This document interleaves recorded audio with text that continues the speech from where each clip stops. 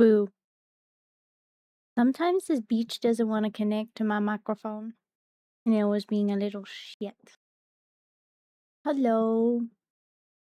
Hello. Sorry for rats being blurry. They're much better now. Look at them. There is a single rat.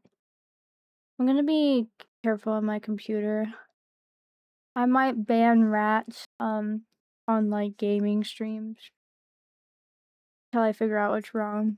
But I optimized my computer a bit more. And I'm eating cheese.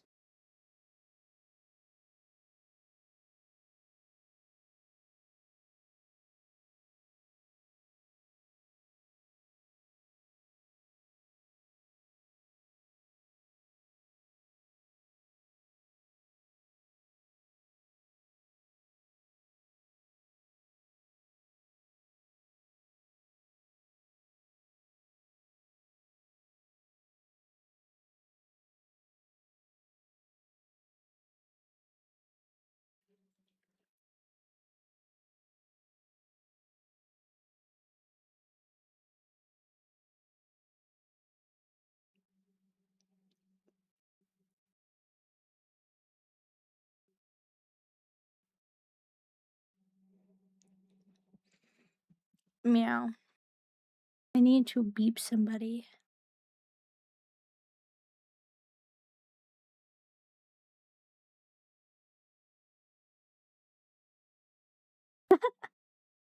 What did I give you? I give you lots of things. All of them are nasty, but I've had all of them and they're all delicious. I love nasty looking food. It makes it so fucking gross, but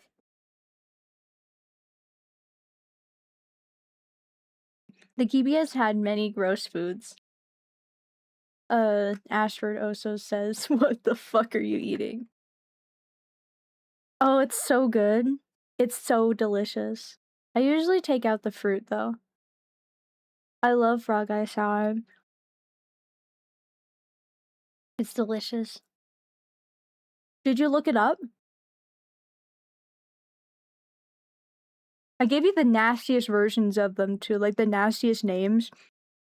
They're all called different things normally. I just gave you nasty name ones because it's funny.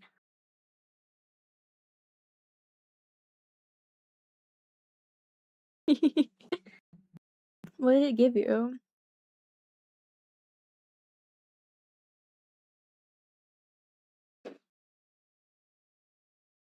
I know it's a pasta fruit salad.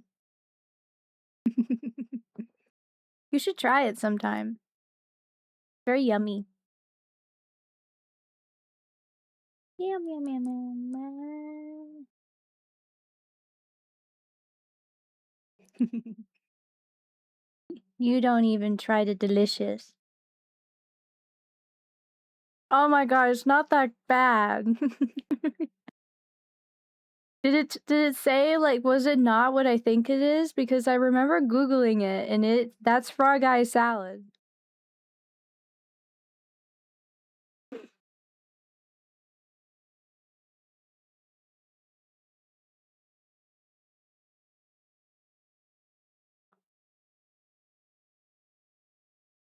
Cheese. I didn't want to barf. So I made cheese. I'm double checking if frog eye salad is what it is.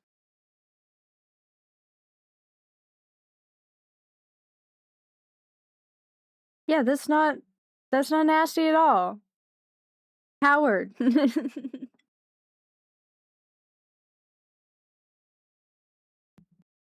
It's delicious.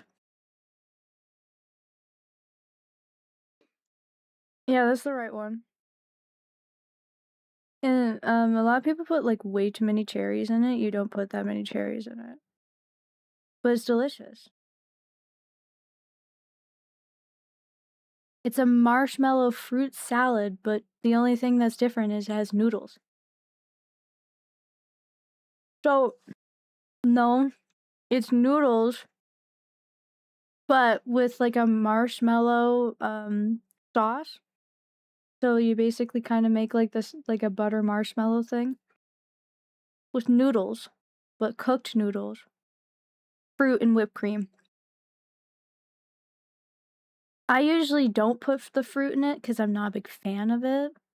I don't like the texture of the fruit, but I like the noodle part.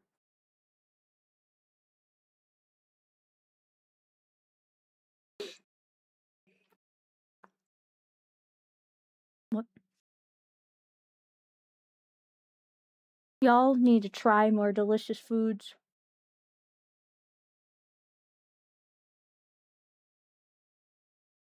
I would recommend with the texture thing is just don't put the fruit in with it and just have the fruit like separate and then try it with the fruit and then try it without.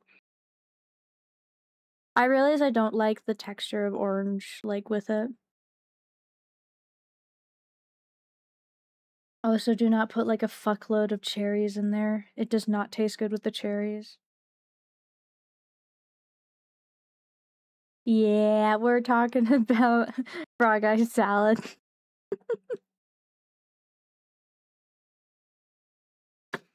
That's what we call it in our house, but that's just the name of the noodle.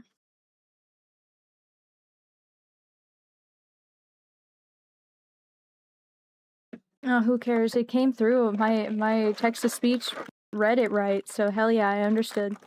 Asini de Pepe.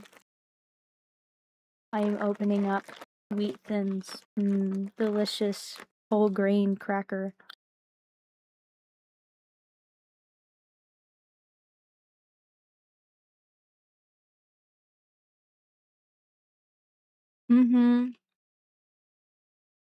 I gave him the recipe to his shit on a shingle too. He asked me to give he asked for a bunch of recipes to import, and I gave him 2 normal recipes and the rest were all weird. It's all stuff I've eaten before though. Like dude, frog eye salad is delicious. Yeah.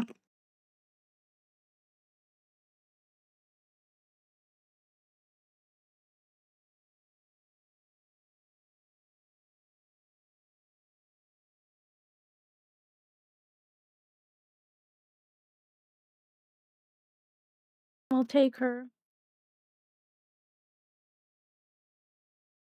I did take her around the block, but she didn't get like a really good around the block.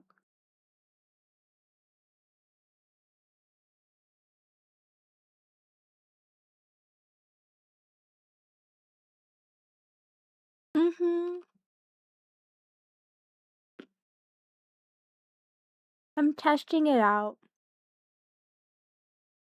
I brought the rat back.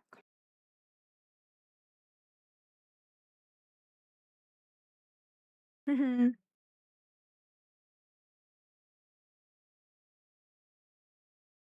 gonna see if anybody's open. I saw some people online. Oh shit, I need to find the right spot. I've been the only one in self-promotion, but it's just because I'm the only one that's still actively streaming in like a regular schedule.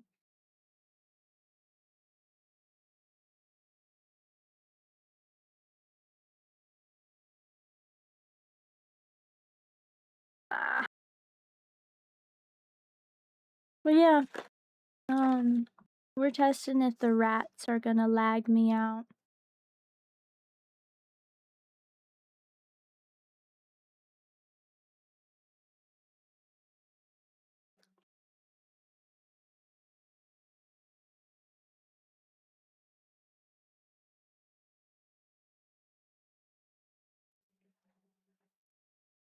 Oh, hello. Oh, oh, smidge of lag. Hi, we're testing if it lags my computer out to have the rats back. You can choose out of many variants.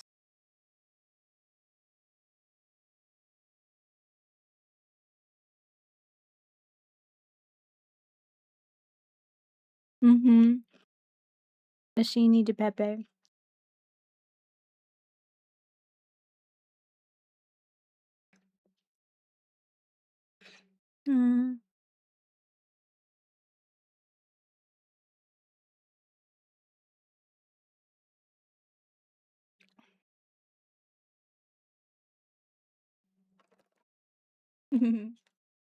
Pepe.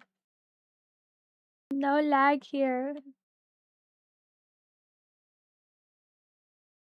Do you want to be like I don't know if I have the little section where you can choose the color for the rat.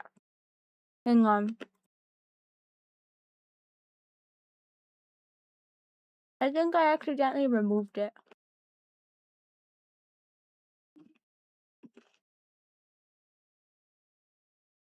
Yeah, I did.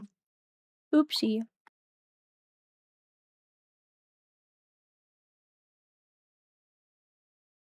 Let me get it in panels for you guys. Boobles.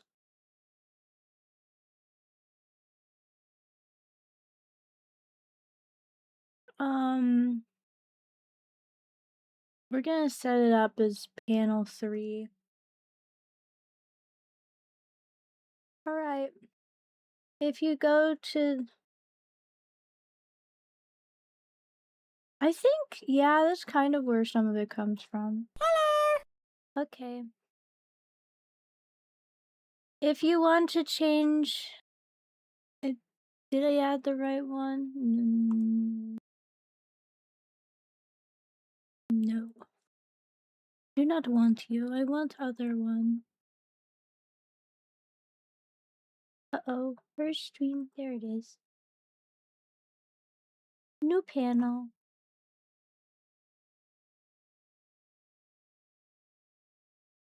I'm trying to add it so you guys can customize the rat. Okay, I think I did it. Okay.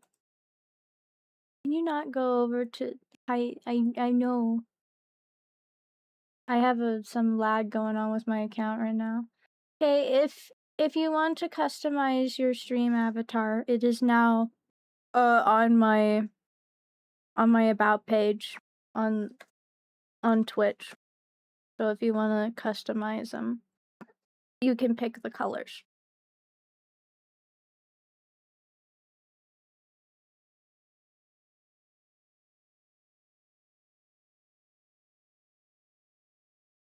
They can hug.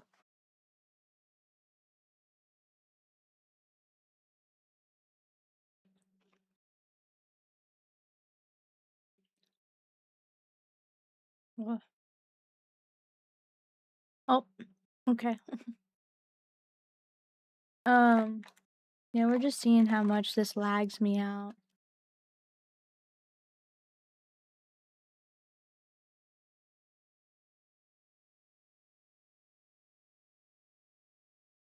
I'm also eating some crackers.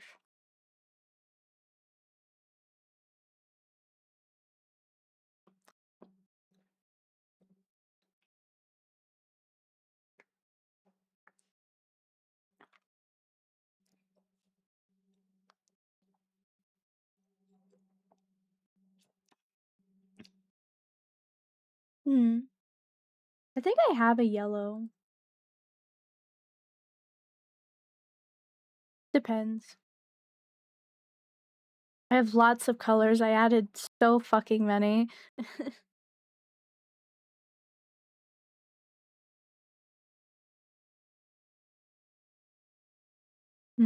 I can add it. I can add it for later. I have so many. Yeah.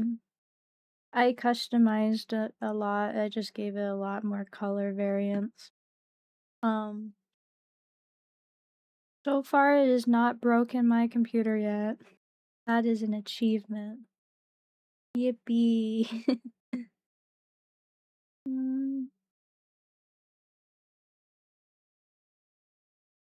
Yeah. Oh, I forgot to turn something off.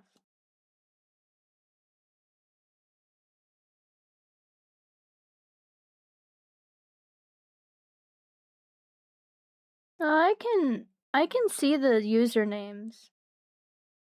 It won't confuse me. They're just little guys. You just pick them up and chuck them around. Like, here you go.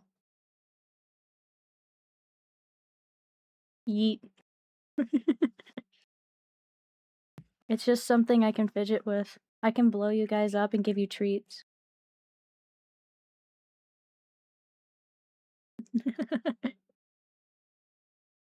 You can choose whatever color you want, I don't care. Or I don't get confused. I can read. I know it's really difficult, kind of, because I made you guys 3D, but I can read. Oh. Nah! My rats have turned into rat chunks! There's some fun stuff we can do.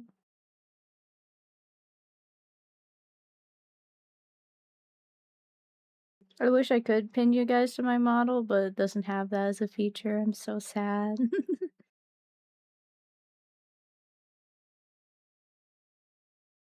Mm-hmm. To space! Yeet!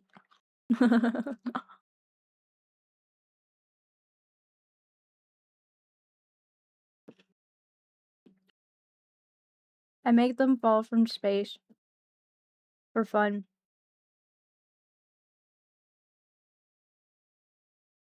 Mm. Bases for...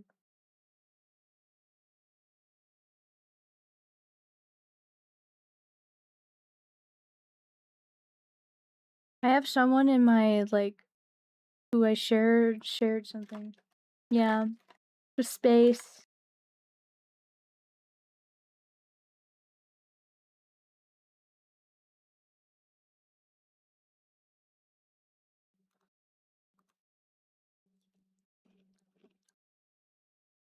Eh.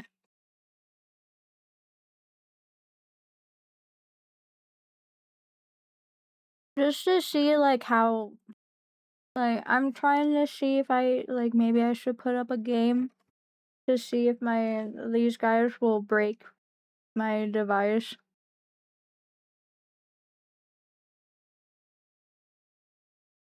I've had issues in the past with these little guys.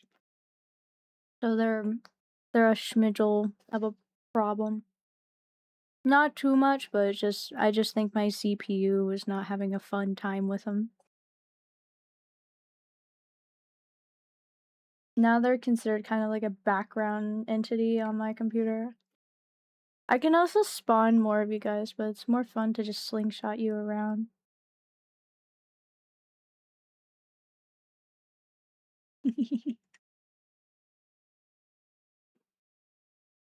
Mm. Need to think of other peoples to come join so we can have more rats. I've invited some people if they want to come talk while I'm doing things. Seeing if I should watch some spooky, scary things and color something.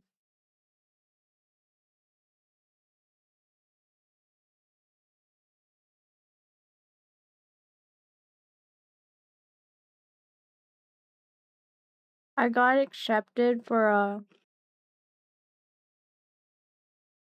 site where I get to sell stuff. And it has so many things, and they just did plushies. They just set up where you can get plushies now. But unfortunately I can't customize the outfits yet, which sucks. I was like, damn. And they can only do humanoids with ears, but like I count as a humanoid.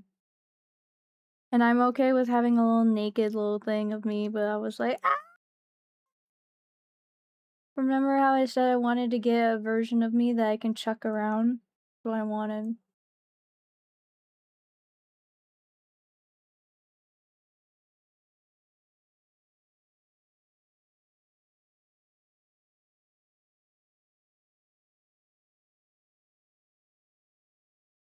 I need to put this here so I have this. Yeah, you can chuck me around. Throw me about. Let me see in new releases. Yeah. Custom plushies. Yeah, here, I'll let you guys see it. You guys aren't like, what am I looking at? All their examples are very simple. Meep, meep.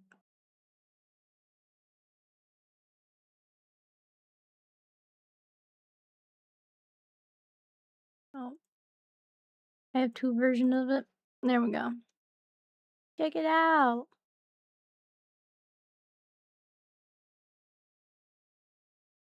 Woo cream. You can make little, like, they have the eyes, they're sewn on, they're not printed. I thought that was cute. I mean, if you look close, it's like soon, woon.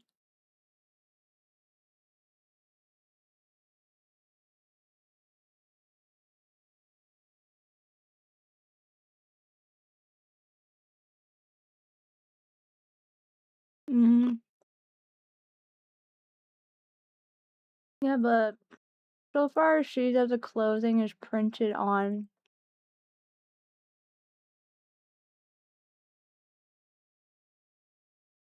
So you can only have printed on clothing for right now. It's only for right now. Um,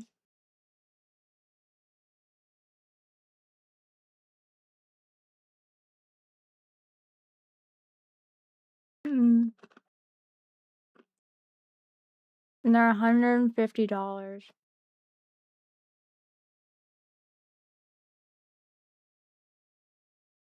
Itchy. Why so itchy? Stop.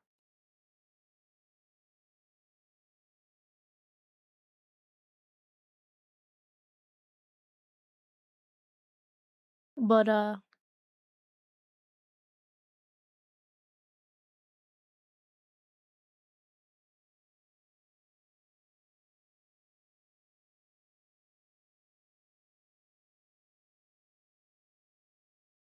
mm, yeah. Oh, why did I move? Hello.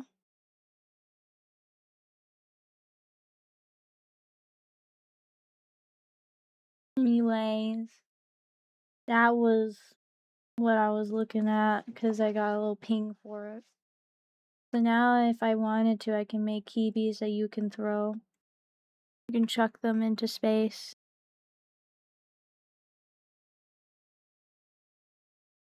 for fun. Go yeet.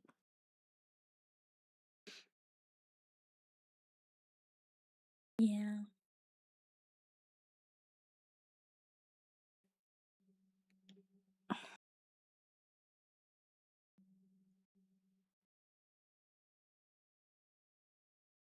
Mm, model is not modeling today.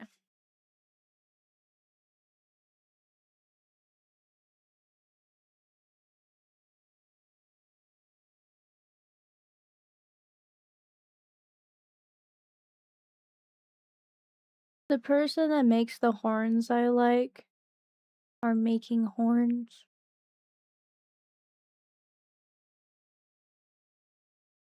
I really like the succubus style. They have so many limited edition though, I can never really get any. Mother. Mother.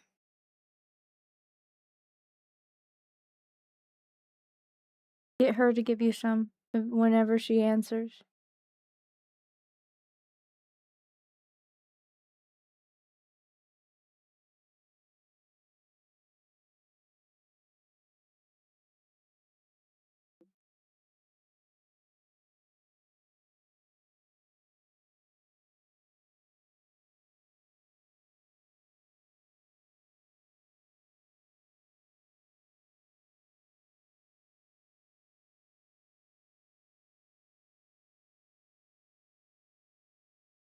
I need to get new ones for when I go out.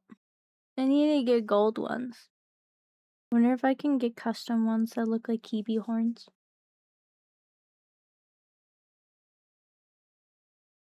Oh, let me just text her ass.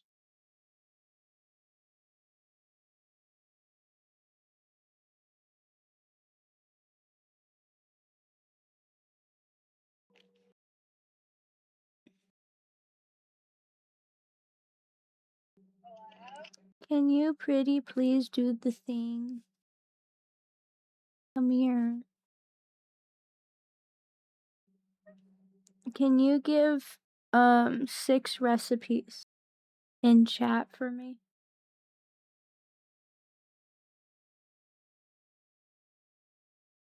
And do the weirdest food. Because I say so. Because it's funny. Yippee.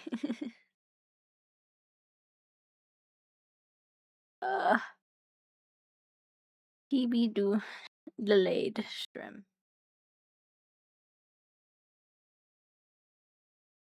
This is going to be short stream too. Nah.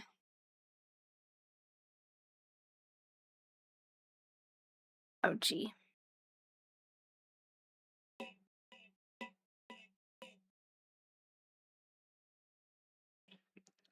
Kibi has been fairly sad. Hello. Hello.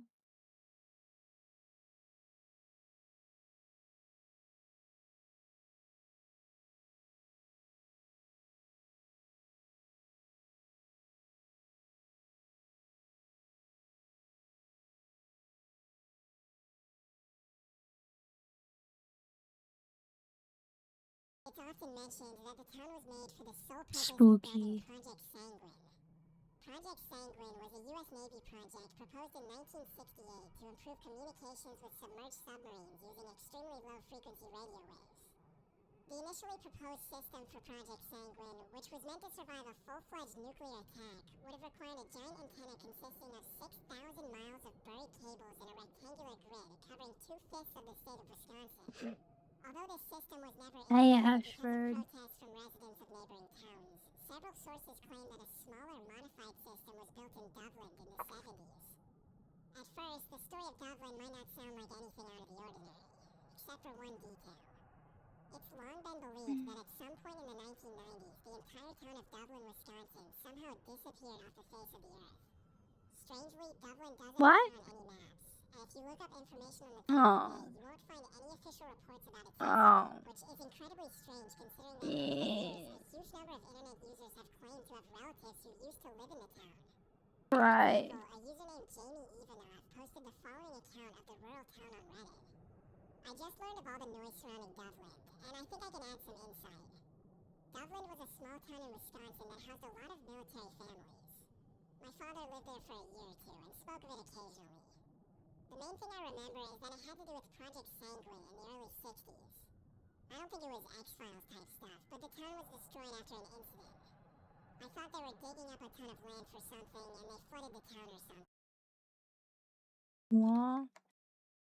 But this is a rehashed second-hand memory from years ago.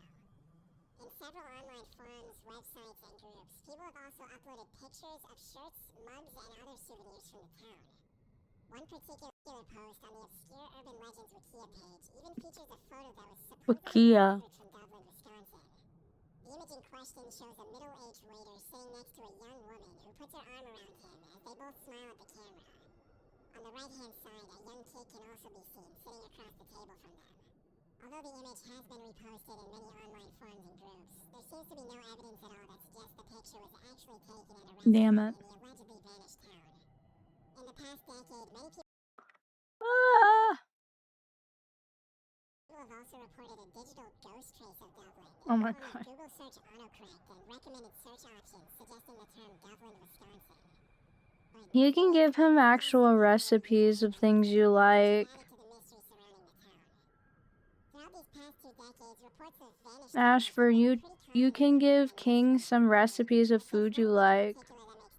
He needs 6 of them. Some of the most notorious vanished towns have been found to be part of different alternate reality games, or even online publicity campaigns for movies and video games. But from my research, nothing like this can be linked to Dublin, Wisconsin, and everything seems to indicate that this town never actually existed. The earliest mention I was able to find of the town was in a 2015 Tumblr post, in which a user asked if anyone had ever heard of the small rural town of Dublin, Wisconsin, after which the LP discussed the main theories behind the phenomenon of the alleged vanished town. One of the more far-fetched theories that has gained traction in online forums is that Dublin did exist back in the day, but a freak accident that occurred during Project Sanguine somehow shifted the entire town into another dimension, or reshifted into a reality where the town never existed. Obviously, this is a bit of a stretch, but a more down-to-earth theory is that something did happen during Project Sanguine that turned the entire town of Dublin into an uninhabitable wasteland, forcing the military to Is cover that? up the Oh my activists god. that lived there and destroying the entire town. That is a crazy recipe. But the fact that most accounts of the town's existence Yeah, that is from users crazy. and not from people who actually live there or from residents of neighboring towns suggests that the whole thing might be an example of mass delusion, which brings us to a more realistic and widely accepted theory. Although it's unlikely that a large number of users met in secret and agreed to spread lies about the town across various online platforms just to mess with people, it is Oh yeah, possible just that send it in this chat. is an example of what social That's fine. psychologists call the Mandela effect. The Just Mandela send it in effect chat. is an eerie phenomenon It's for whereby a King. large number of people collectively misremember events, historical facts, and other famous pop culture moments, such as when people misremember Ilsa Lund's line from Casablanca as "Play it again, Sam." In the movie, the real line is "Play it once, Sam," but many people swear they remember it differently. With all the memorabilia of Dublin that has emerged online in the past decade, it's possible that certain residents of Wisconsin associated the name of the town with another town they had visited, which Where could did have you led to the send mass it? confusion that became apparent in various online forums. The Google recommended search and autocorrect bug, while Oh. it's still active today, could simply be the result of thousands of people. He's trying to use like a name of a recipe so it can be extensionized.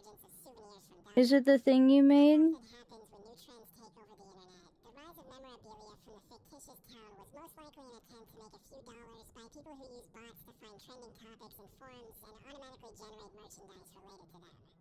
Although this seems to be the most likely. Where did you send it? Is it in like Discord? Like where? Conclusion on whether or not it actually ever existed, which has contributed to its status as one of the most mysterious rabbit holes of the decade. You know, like which channel did you send it in? I can't find it.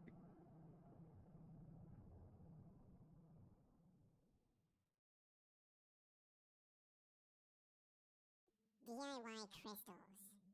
On August 18, 2009, an anonymous user on 4chan shared a seemingly innocent guide, how to grow stunning crystals at home using common household items. The recipe included items like laundry bleach, table salt, baking soda, pennies or some other copper coins, and ammonia.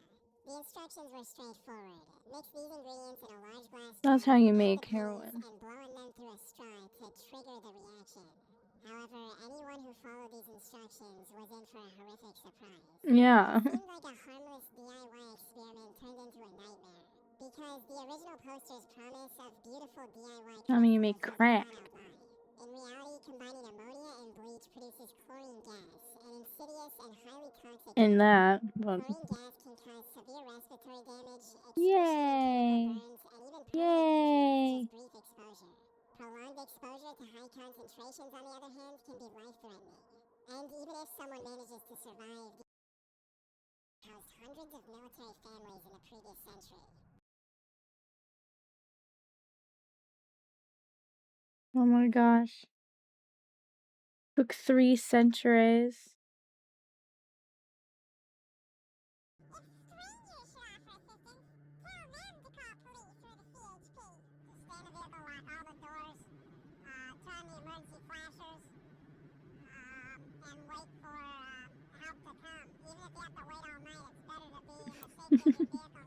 I love my mom did the thing where it sent you weird food.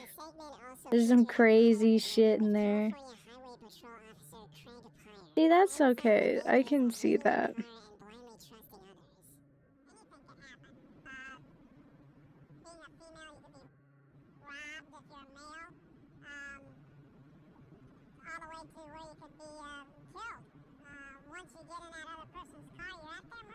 This broadcast concluded with an interview with a driver who ran out of gas. He had pulled over on the highway and set out on foot to find a nearby gas station. The bottom line, though, is that preventing all this trouble is easy. Be sure your car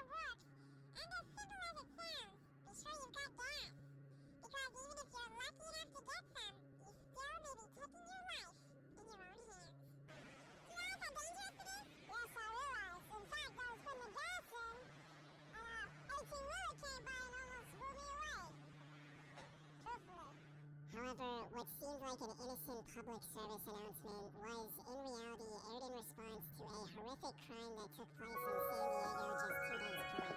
Oh, hello. The crime was Kara Knott, a 20-year-old honors student Hi, at San Laura. Diego State University. She spent Christmas Day with her You have a family kitty cat. occasion and opening presents. There goes into the ether realm. Spend the next couple of days with her boyfriend, Wayne Bautista. Wayne had severe flu at the time, We doing nothing. Howdy. You are a rat.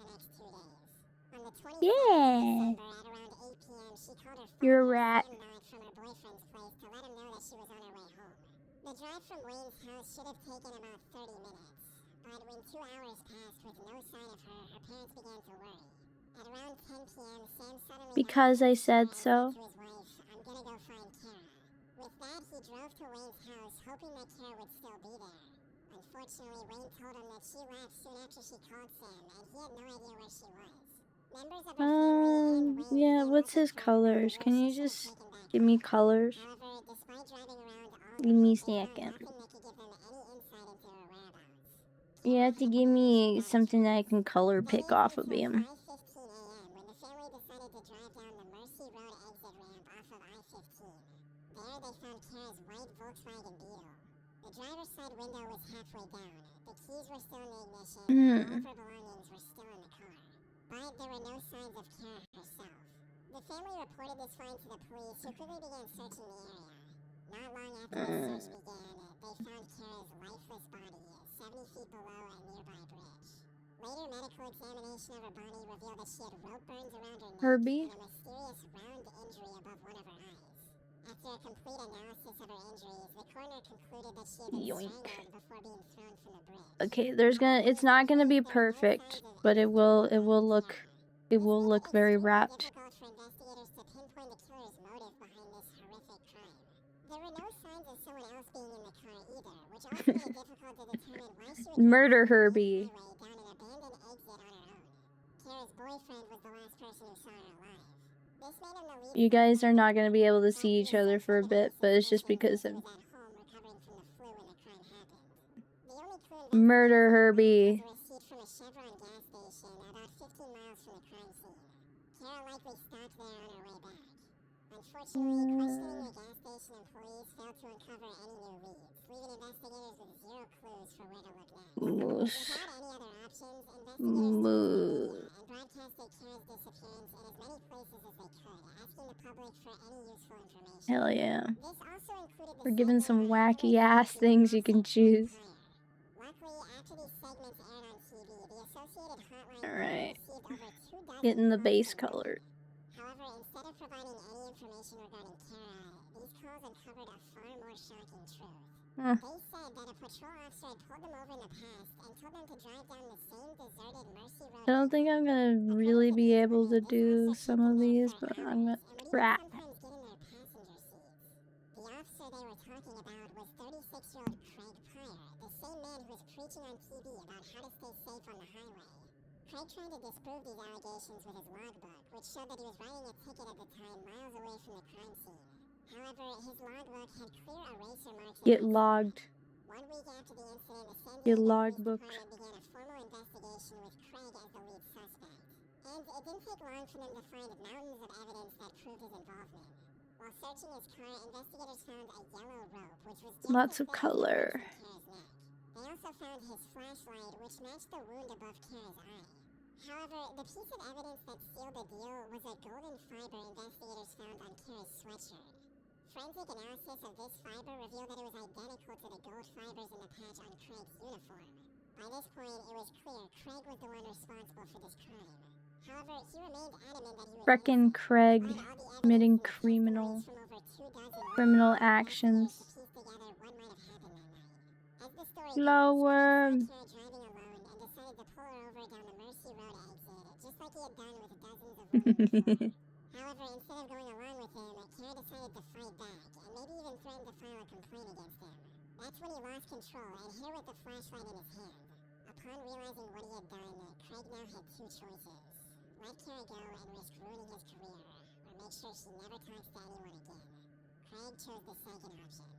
After strangling her with a rope, he put her on his We're listening to some fucked up shit right now. On January 16th, 1987, Craig was arrested from his home and There we go. to 25 years to life. I made it. It's the best I can do with how limited this is. It's not my model thing, so it's not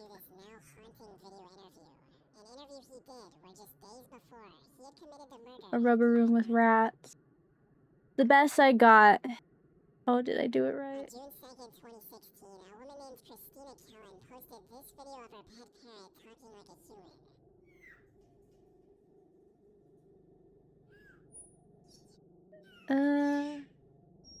Here you go. That is the best I can do. There they are.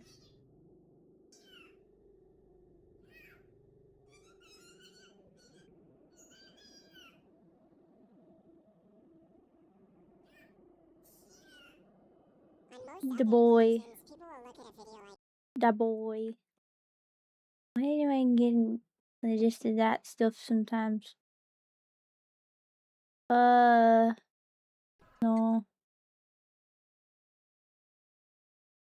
Rats. You guys ready to get groovy? March's Ratty Box is full of flower power. Let's see if I can teach the girls how to boogie. What the frick? We have many rooms made of rubber. In the early morning of Thursday, April 19th, 1990, You can send emojis and it bonks my head. We got a moose rat and a king rat. Near the junction of Interstate 70 and State Route 37. An ash rat. At 8 a.m., they noticed something in the back of the parking lot. A body. It wasn't on the roadway or hidden deep in the woods. It was directly behind a commercial truck stop where drivers, staff, and travelers passed every day. The woman was partially nude, wearing only white underwear when she was found. There were no identification documents or personal items on her. Because of that, sheriffs on the scene had nothing to tell them who she was. Not a name, not an address, not a connection to family or friends. By the way, pausing real quick to say I am not an AI voice. And if you don't believe me, let me know in the comments what I can do next video to I'm so confused. Let's move on. I'm so confused about you. There's gonna be an ad. That finding immediately placed this case into a homicide investigation rather than an accident or a medical emergency. Investigators measured her at about 5 feet 2 inches tall and around 115 pounds. With Larg. brown eyes and reddish brown hair. She was estimated to be in her mid-20s to late 30s. Detailed notes taken at the time mentioned The custom emojis are so funny to me. mole on the right side of the bridge Me of her so. nose and a small brown mole on her right cheek. Because she could not be identified, law enforcement labeled her Jane Doe and began a Do you want to come here? They circulated You can. I will allow you. the public for help.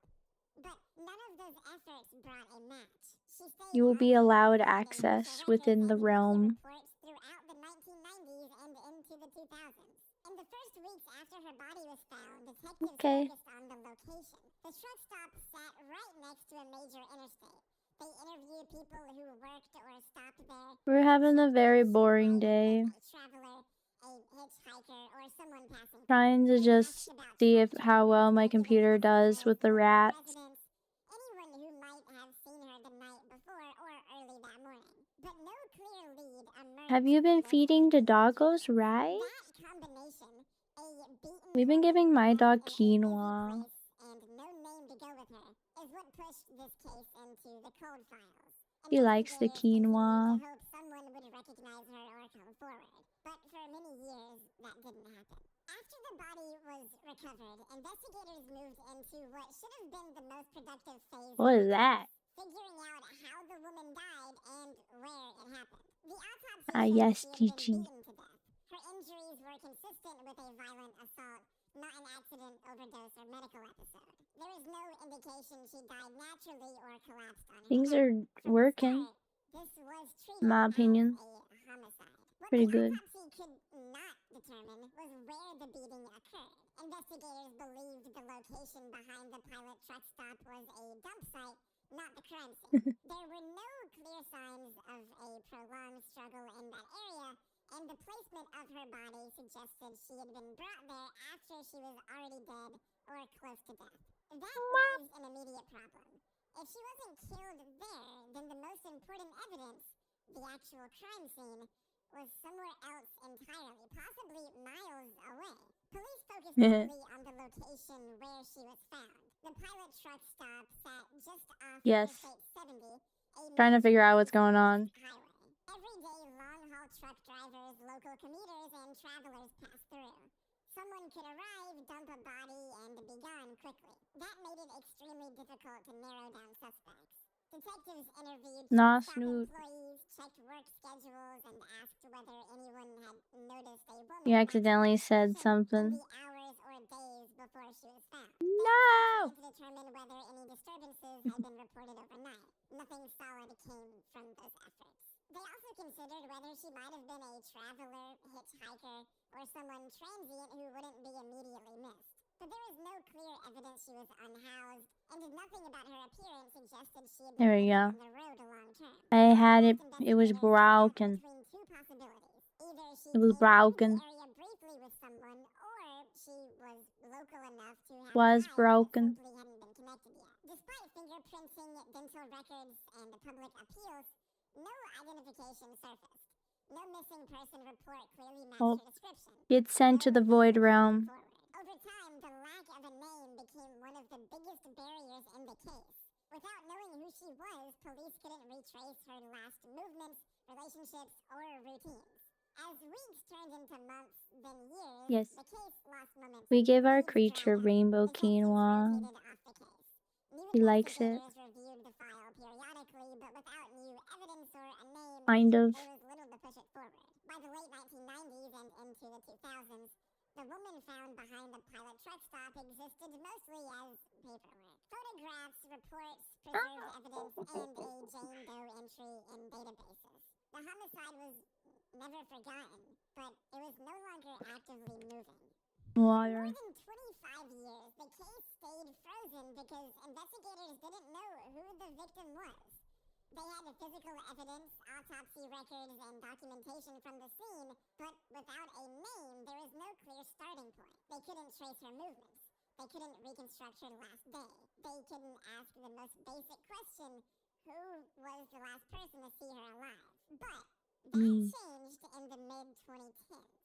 Not because of a new witness or a confession, but You do. because of boring paperwork. In 2016, The kid is very tired.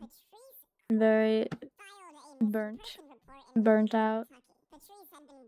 Need to do kid job. Like many long-term missing cases, the report Keep came fun. not because no one cared, but because families don't always know when a disappearance crosses into something permanent. As part of that missing person report, DNA from a family member was collected and entered into NAMUS, the national system that compares missing persons to unidentified remains. That system had grown much more effective over time, quietly holding profiles that couldn't be matched yet, waiting for the other half to appear. The unidentified woman found behind the pilot truck stop already had a DNA profile on file, all the way back from 1990. When the family DNA was added, the system flagged a match. After confirmation testing, authorities determined that the Jane Doe found in Hebron, Ohio on April 19th, 1990 was Patrice Corley, age 29. The identification was publicly announced in 2017, more than 2.5 decades after her death. For investigators, this wasn't an ending, though. It was the first real beginning the case had ever had. Once Patrice was identified, detectives finally had a life to work backward from. They could look at where she lived, who she knew, where she might have been traveling, and whether anyone had noticed her disappearance at the time. They could speak to family members with clarity instead of... Welcome back from the ether realm. Questions that simply weren't possible when she was just Jane Doe. But the identification also exposed how much had already been lost. The official record still lists her date of death as unknown. The exact location where she was beaten remains unidentified. There is no publicly named suspect, no arrest, no clear timeline explaining how Patrice went from her life to a truck stop parking lot off Interstate 70. So, while the DNA match gave her name back, and that matters, it still didn't solve the homicide. What it did was narrow the silence. Patrice Corley is no longer an unidentified woman found behind a truck stop. She is now a known victim in an unsolved murder with a name, an age, a family, and a place where she came from. The person who killed her has not been identified, but the case is no longer faceless. And now, instead of asking who she was, investigators are left with one harder question. Who did this to her? And how did they get away with it for so long? Before we get into the next case, guys, I got a shill as a content creator. You know, if you're here and you want videos like this, please subscribe to my channel. The shilling. Was a famous Grand Canyon photographer. One of those names that's basically woven into the park's early history. He lived there for decades, and when he died in 1976, he was 95 years old. But then, a few weeks later, on February 7th, 1977, authorities went into his boathouse on the South Rim and found something that no one was expecting to find in a dead man's storage space. Inside a dead man. Hidden away was a single hello. skeleton. Not a burial, not an archaeological Rats. site. Just bones stored like an object. And the first impression investigators had was that this person hadn't died peacefully. The skull showed a bullet wound, and there was a Yeah, I'm seeing if they blow up my computer. A forensic anthropologist later examined the remains and said he did not believe the wound was self-inflicted. That's one of those details that immediately changes the vibe of the whole situation. Because now Good job. Just looking at old remains, you're looking at what could be a murder that never got answered. The authorities turned the remains over to Dr. Walter Birkby, a forensic anthropologist at the Arizona State Museum who specialized in identifying human remains. Birkby examined the skeleton and concluded there was a dead guy in there. Male, roughly 20 to 23 years old, around 6 feet tall, described as robust with well-developed muscles. What I find interesting about the forensics people is they're able to figure out, like, where the muscle on your face was based on, like, your skeleton. Very interesting. A silver belt buckle, a dry leather shoe, and a piece of an old leather wallet. And the bullet was removed and identified as a... They found a dead guy, though. The gun associated with it was described as a revolver. There was a dead guy in a canoe inside of a storage box. Because they suggested that this wasn't a recent death at all. That the person likely died decades earlier, and possibly as far back as the 1920s. And this Oh my God. starts to get creepy in a very specific way. Because none of this was hidden in the Grand Canyon. It was hidden in a man's boathouse. If you're being honest, there are only a few explanations that make sense here. Either Kolb found these remains at some point and kept them for a reason, or he Oh, hello. because he didn't know what to do with them.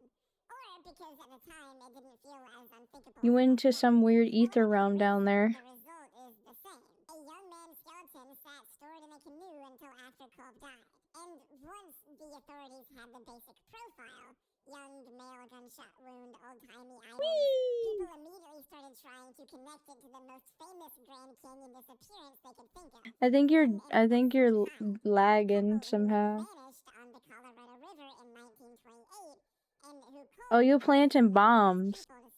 Criminal. And that connection, like, with this kind of content, I want to point out, it didn't start as some internet theory decades later.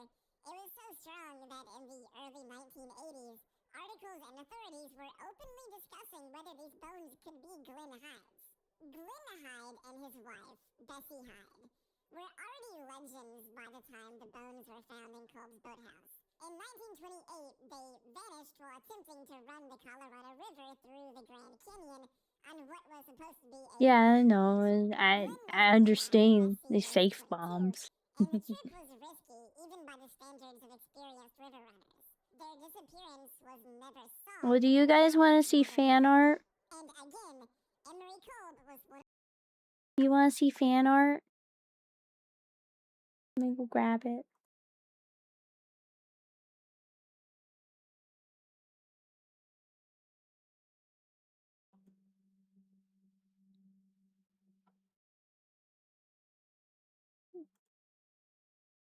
I'm gonna grab it.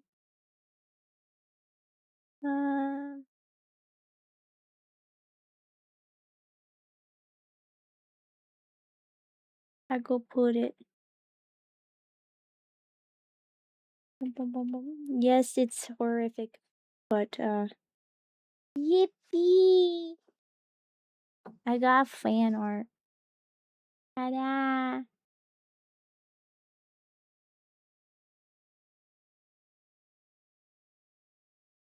They got the smug.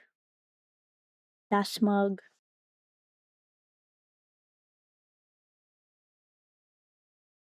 Very happy with the smug.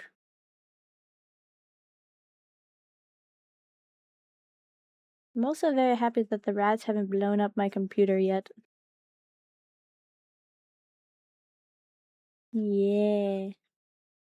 I put it in the Discord too.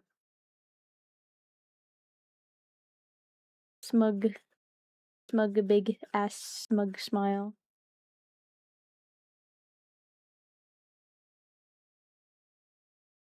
You're very good. Was very happy. I like it.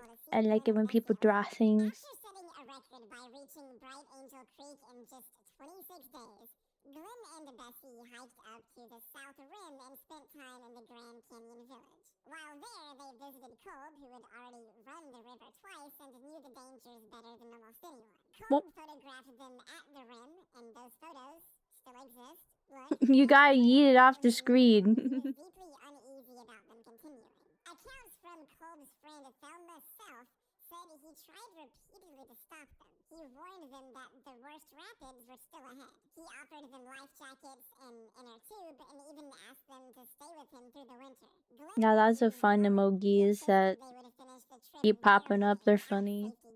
And there's a quote attributed to Glenn that sticks with people still. I'm going to do it without or else. On November 16, 1928, Kolb's wife and daughter drove the couple back down to the river. Before leaving, Bessie Lowburst is randomly attacking people. and said, I wonder if I shall ever wear pretty shoes again. It's one of those lines that feels too on the nose, but it is in the record and it's unsettling. Glenn and Bessie continued downriver, briefly traveling with another adventurer, Adolf Sutro, before separating. After November 18th, they were never seen again. When they failed to reach Needles, California by December 9th, a massive search began. Glenn's father, Roland Hyde, organized river parties, hired Native American trackers to search the rim. Everyone exploded. They're not blowing up my stuff so far. It's actually doing okay. When Kolb himself reached it on December 24th, what he found only deepened the mystery. The boat was upright, largely undamaged, with 1 foot of water inside. Their clothes, boots, food, camera with exposed film, rifle, guidebook, and Bessie's diary were all still there, strapped in and organized. Everything was present except Glenn and Bessie. Bessie's final diary entry was dated November 30th, stating they had cleared a major rapid and were ahead of schedule. Notches carved into the boat matched the number of days traveled. The final photograph on their camera was taken around November 27th. Evidence suggested they made it to at least river mile 225 or 226 before vanishing. The official belief at the time was that they drowned, possibly after hitting submerged rocks near river mile 232, where other boats had been damaged before. But Kolb had his own theory, that one of them fell into the river while scouting a rapid, and the other jumped in to try and save them. Roll and Hyde believed they may have tried to hike out of the canyon and died somewhere unseen. No bodies were ever found. So when a young man's skeleton with a gunshot wound turned up decades later in Kolb's own boathouse, people couldn't help making the leap. The timeline fit, the location fit, and the emotional weight of the Hyde disappearance was already enormous. By the early 1980s, newspapers and authorities were openly suggesting the bones might belong to Glenn Hyde. But suggestion isn't proof. And this is where the case finally took a turn that I actually respect, because instead of letting it become pure legend, someone finally tried to test it scientifically. And this, of course, goes back to Birkby, the man who looked at the body. If you remember, he said that the guy must have been somewhere between 20 and 23 years old. And that detail alone created a quiet problem. Glenn Hyde was 29 when he disappeared. It's not an impossible discrepancy, but it wasn't a clean fit either. And more importantly, The void. Still told a different story. We are the void now. There was a 32 caliber bullet embedded in the right Oh, side of the skull. oh no. The standard theory for Glenn I'm so using this when I make my skit and just waiting for this weekend and not to be super EB. I have a skit idea. The shape of the chin, the conclusion was unambiguous. The skull did not match Glenn Hyde. The bone structure Oh was no. wrong in multiple places. Whatever did happen to Glenn, these bones were not his. That should have closed the case. But instead, it opened a new one. Because now, investigators were left with a different question. If the skeleton wasn't Glenn Hyde, who was this young man? It was Why were his SpongeBob. remains hidden in Emery Kolb's boathouse? That question sat unanswered for years. Then, decades later, something surfaced that finally explained at least part of it. In 2006, photographs and documents from the 1930s were donated to the Grand Canyon Museum collection. Among them were images of a human skeleton lying on a ledge beneath the canyon rim near Shoshin Point. A ranger report dated June 4th, 1933, described the scene in detail. A skeleton, a .32 caliber revolver near the right hand, cartridges nearby, and a bullet hole above the right temple. At the time, the death was believed to be Did the guy just keep a dead skeleton for some reason? appeared to have been there for several years before discovery. In 2008, a cold case investigator compared those 1933 photographs to the bones and clothing found in Kolb's boathouse. They matched. The skeleton in the canoe and the skeleton photographed in 1933 were the same person. That discovery Why does some random boat guy keep the body? that Kolb hadn't been hiding evidence of the Hyde disappearance at all. At the time the skeleton was found in the canyon, Kolb was serving as a county coroner jury representative. When the You just decided to keep the bones? it appears he took custody of them. Yeah. Temporarily, and over time the bones were stored, forgotten, and left untouched for decades. Yeah. Names still have no name. And even with that explanation, one part of the story never stopped resurfacing, and I think I should bring it up really quick. In 1971, during a rafting trip through the canyon, an older woman reportedly told fellow rafters, "I'm Bessie Hyde." She claimed Glenn had become obsessed with finishing the trip, that he assaulted her, and that she stabbed him and left his body in the river before walking out of the canyon and starting over. Okay. The story was told Crazy. calmly without drama, which unsettled the people who heard it. Later, the woman was identified as Elizabeth Cutler, a former psychology professor from Ohio. Records showed she was born in 1908, was 4 inches taller than Bessie Hyde, and denied even ever telling the story. She denied knowing Glenn or Bessie at all. Some believe she fabricated the story deliberately. Others thought it was coincidence layered onto a legend that had grown too large to contain itself. There's no evidence connecting This is wacky legend. I like it. beyond that They're single cool. So this is where the case actually ends. The skeleton in Kolb's boathouse belongs to an unidentified man who died by gunshot sometime before 1933. Glenn and Bessie Hyde disappeared in 1928. Their boat was found intact, and their bodies were never recovered. The two stories intersected only because Explosion. timing, proximity, and a man who happened to be present for both. And a century later, the canyon still hasn't given any of these people their answers. Never. Tristan Brubach was born on October 3rd, 1984 in Frankfurt. He grew up in the suburbs of Hochst and Unterleiterbach, out on the western edge of the city rather than in the busy Yes. financial center people usually picture when they think Frankfurt. Holt is a mix of old and industrial, half-timbered old town streets and the big chemical industrial park, plus a pretty major train station that brings in commuters from all over. So Tristan's world wasn't some tiny village.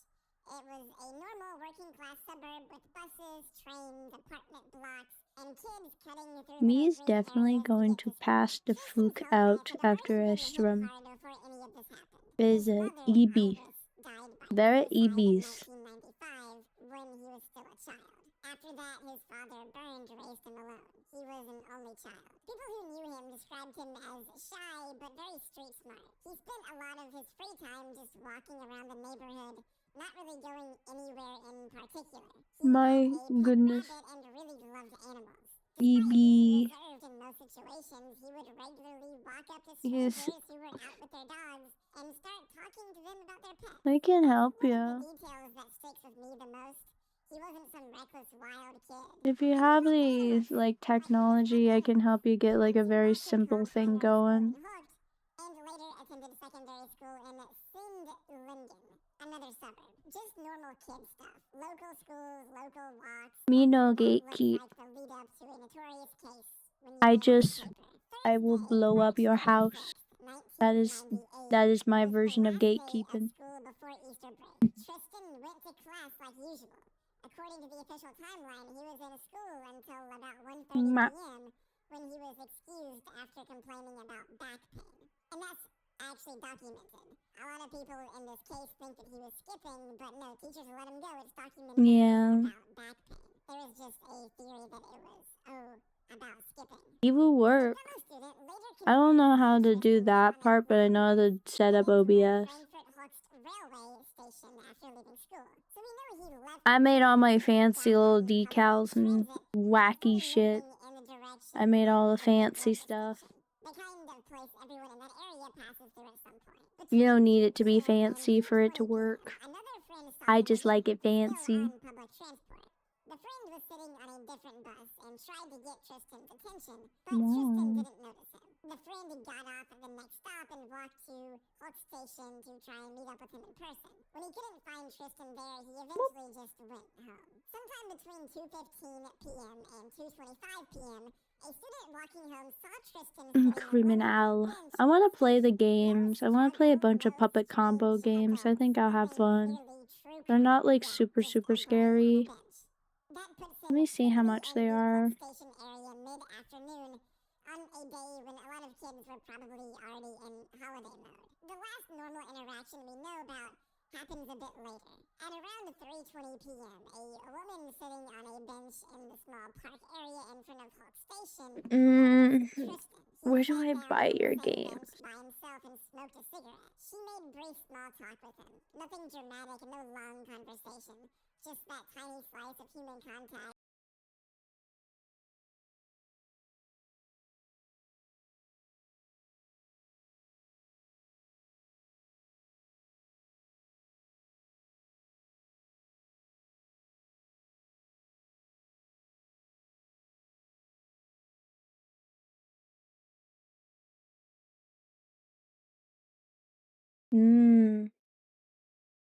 We can beat them. Oh, it's not bad.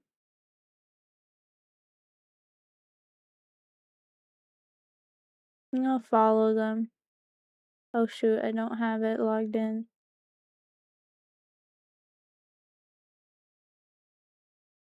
That ends up mattering later only because of what happened next. After a short exchange, she left the bench.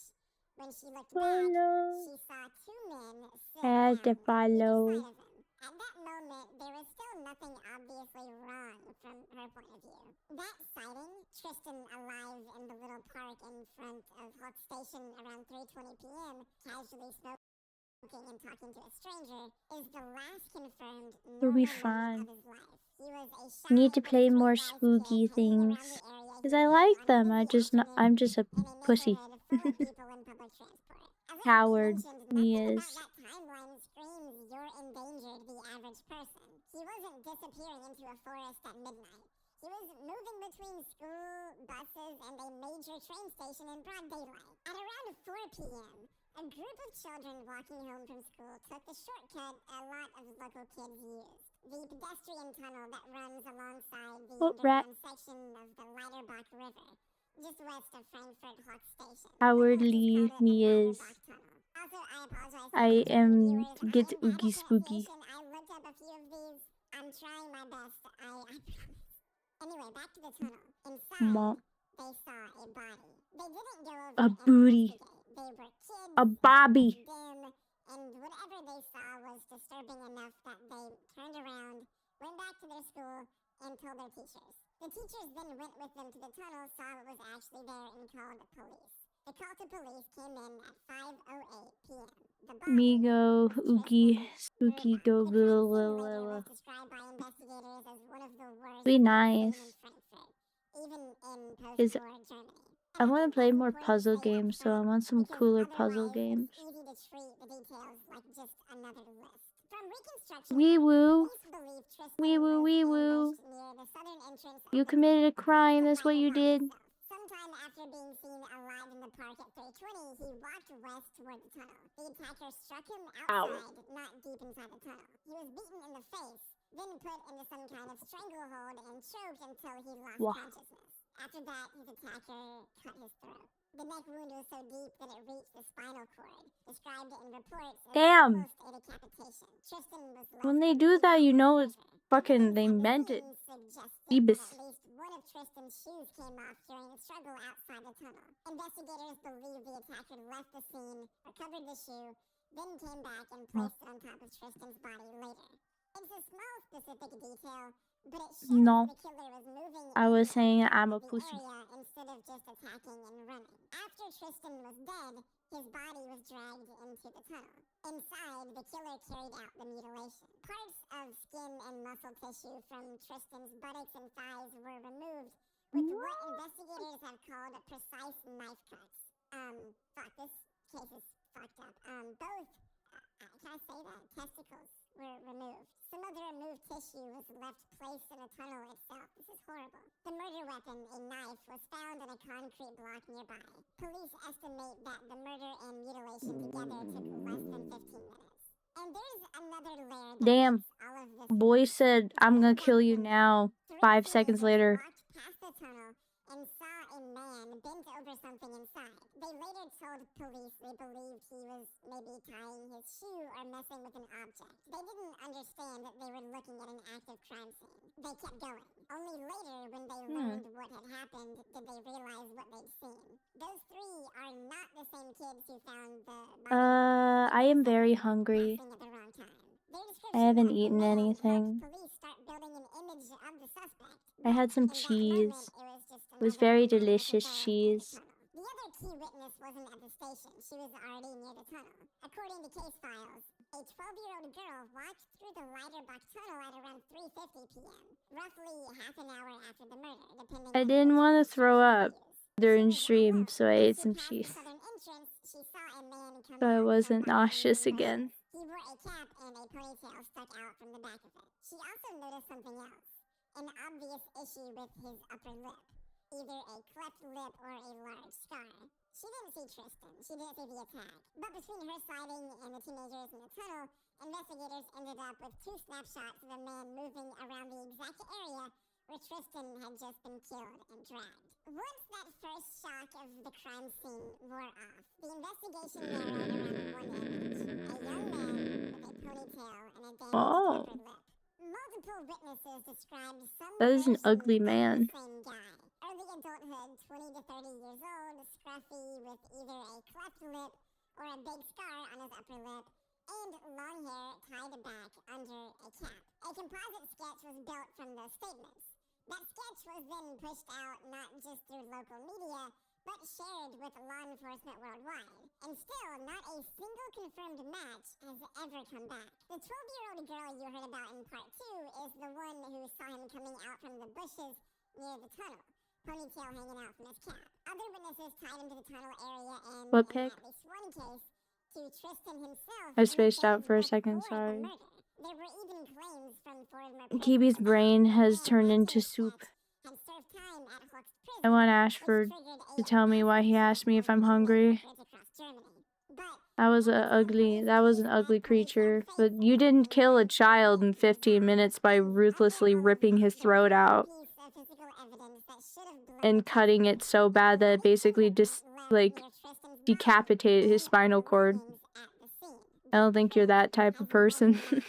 Almost a year after the murder in March 1999, Tristan's rucksack turned up in a forest about 25 kilometers from the Leiderbach tunnel. A forest. It hadn't been dumped around the station or in the city.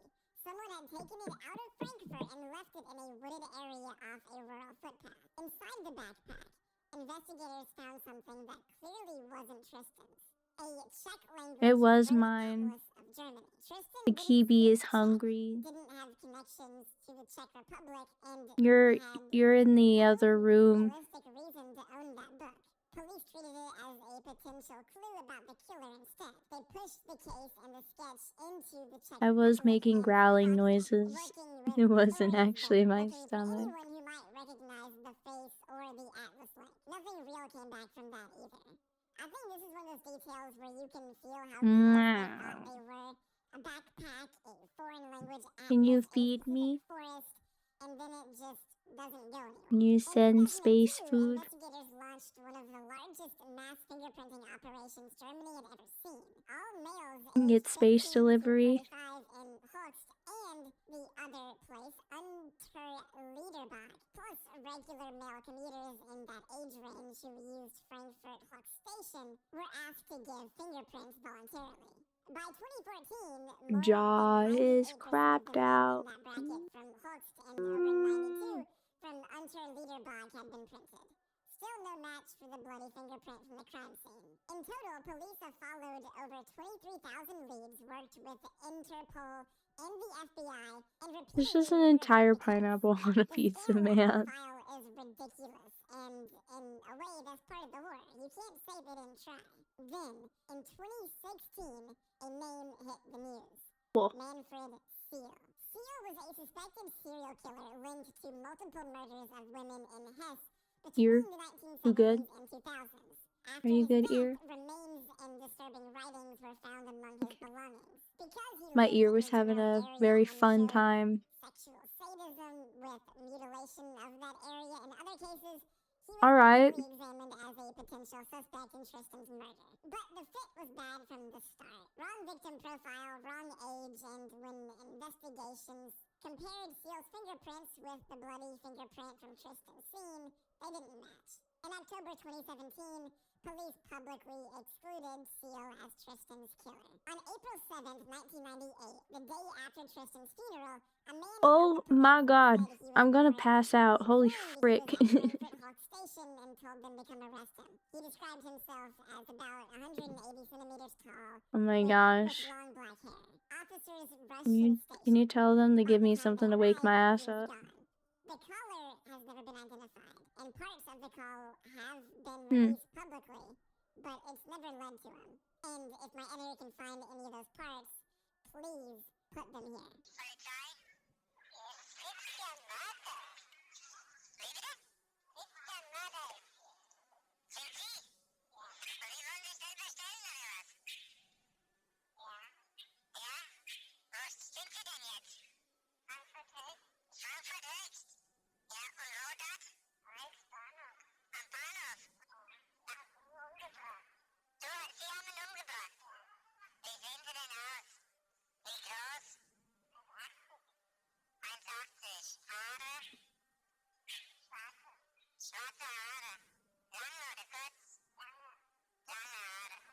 In October 1999, someone slipped into Asane? That's how my freaking TTS said that.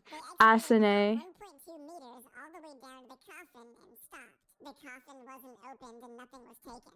Police No. believe it was likely the act of a mentally disturbed person rather than the killer. I'll tell him I don't need sleep. I woke up. I've only been up for like 5 hours. After that, the family has to pay to extend the lease or the grave is reused. Tristan's father died in 2015. I hate how gross that is. is. Left who could afford to keep up the grave. So the plot was eventually reused. In March 2018, after his original grave was cleared, a memorial stone for Tristan was placed under a nearby tree in sight of where Hey, he was like, buried. that should not be a thing where you have to basically rent out a grave. That should not be a fucking thing. Well, if you don't pay for it, we're just gonna take the dead body and put it somewhere else. Fuck you. And that's the end of the video, Fuck guys. you. Thanks for watching this whole way through. I had a great time with this one. I mean, not because... Yippee, we watched 30 minutes worth of content. I tried to fall asleep twice. Yay, I love being tired. The rats did not blow up my computer.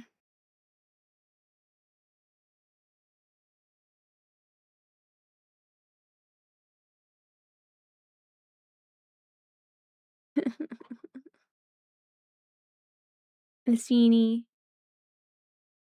Aw, man.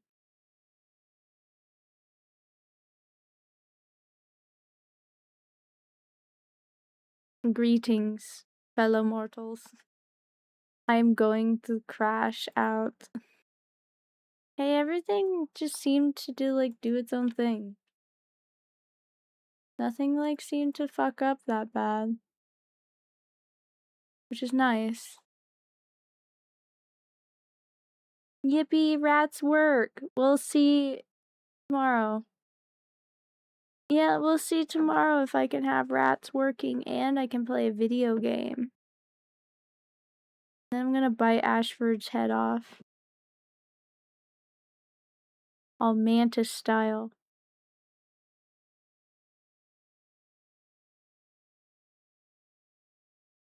I love you too. Rats did not exploded. Yippee! I'm gonna probably just slam into my bed and just snork me. I don't know why I'm so EB. Damn you! Like I said, I'm gonna yeet you into space. I already did, and I hate you for it. I want you to not go. I desire cuddles now. I don't want to walk the creature. I'm too tired. I'm serious about that.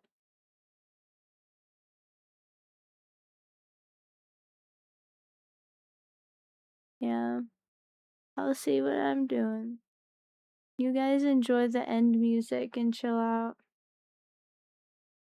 The rats will be in the PSP now. Goodbye. No, I deny thee.